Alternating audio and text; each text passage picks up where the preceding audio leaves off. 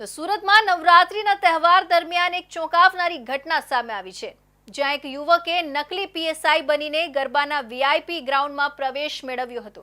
ડુમસના વાયપીડી dome ખાતે ચાલી રહેલા નવરાત્રી આયોજનમાં ઝોન 7ના ડીસીપી શેફાલી બરવાલની સતર્કતાના કારણે આ નકલી પીએસઆઈનો ભાંડો ફૂટી ગયો। યુવક પોતાની ઓળખ યુવરાજસિંહ રાઠોડ પીએસઆઈ તરીકે આપી રહ્યો હતો અને હાથમાં ખરાબ વોકી-ટોકી રાખીને ફરતો હતો। ડીસીપીએ પૂછપરછ અને તપાસ કરતા યુવકની પોલ ખુલી ગઈ। યુવરાજ નારુ રાઠોડ હીરાના વેપારીનો પુત્ર નીકળ્યો। પોલીસના જણાવ્યા મુજબ યુવરાજ છેલ્લા 2 દિવસથી આ રીતે લોકોને છેતરીને વીઆઈપી એન્ટ્રી મેળવી રહ્યો હતો। ડુમસના વાયપીડી ડોમમાં ચાલી રહેલા નવરાત્રીમાં DCP Shefali Barwal routine visit પર હતા અને સુરક્ષા વ્યવસ્થાની સમીક્ષા કરી રહ્યા હતા।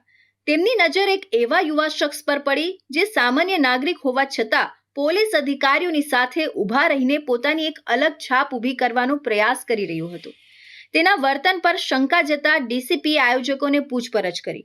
આયોજકોએ જણાવ્યું કે આ વ્યક્તિ પોતાની ઓળખ એક પોલીસ અધિકારી તરીકે આપી રહ્યો હતો અને કહેતો હતો કે તે ઉચ્ચ પોલીસ અધિકારીઓ અને રાજકારણીઓનો પરિચિત છે। આ વાત સાંભળીને ડીસીપી શેફાલી બરવાલે તાત્કાલિક કાર્યવાહી કરવાનો આદેશ આપ્યો। તેમણે સત્તાવાર પોલીસ કર્મચારીઓને આ શખ્સની ઊંડાણપૂર્વક તપાસ કરવા જણાવ્યું। તપાસ કરતા આ શખ્સની ઓળખ યુવરાજ નારુ રાઠોડ તરીકે થઈ। આશ્ચર્યની વાત એ છે કે યુવરાજના પિતા હીરાના કારખાના ચલાવે છે, તેમ છતાં તેણે આ પ્રકારની પ્રવૃત્તિ કરી હતી। તેના મોબાઈલ ફોનમાં સેલિબ્રિટી અને પોલીસ અધિકારીઓ સાથેના ફોટા પણ મળી આવ્યા, જેના આધારે તે લોકોને પોતાની પહોંચનો પ્રભાવ બતાવતો હતો। યુવરાજની મોડસ ઓપરેન્ડી એકદમ ફિલ્મી હતી। તે અસલી પોલીસ અધિકારીઓની જેમ વાળ અને મૂછ રાખીને આવ્યો હતો। તેના હાથમાં એક વોકી ટોકી પણ હતું, જે તે તેના હોટેલ ચલાવતા મિત્ર પાસેથી લાવ્યો હતો। જો કે આ વોકી ટોકી ખરાબ હાલતમાં હતું।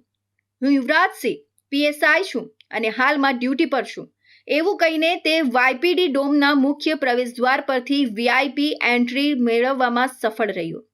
એટલું જ નહીં, તે સીધો વીઆઈપી અને સેલિબ્રિટીઝ બેઠા હતા ત્યાં પહોંચી ગયો। ગઈકાલ રાતે હું પોલીસ ખોટી ઓળખે નાખીને વાયડીપી ડોમમાં ગયેલો અને ફરતો હતો અને મારી ભૂલ થઈ ગઈ। કોઈ દર ભૂલ કરીશ નહીં અને પબ્લિકને કહેવા માંગો કોઈ ભૂલ કરતા નહીં। પોલીસની તપાસમાં એ પણ સામે આવ્યું છે કે યુવરાજ રાઠોડ છેલ્લા 2 દિવસથી આ જ પ્રકારે પોલીસના નામનો દુરુપયોગ કરીને ગરબા આયોજનમાં આવતો હતો। આગલા દિવસે પણ તેણે વીઆઈપી વિસ્તારમાં જઈ સેલિબ્રિટીઓ સાથે ફોટા પડાવ્યા હતા। તેના વડોદરામાં રહેતા સંબંધીઓ પોલીસમાં હોવાથી તે પોલીસની ગતિવિધિઓથી પરિચિત હતો, જેનો તેણે ફાયદો ઉઠાવ્યો હતો। ડુમસ પોલીસે આયોજક નયન માંગરોડિયાની ફરિયાદના આધારે યુવરાજ રાઠોડ વિરુદ્ધ ગુનો નોંધી તેની ધરપકડ કરી છે।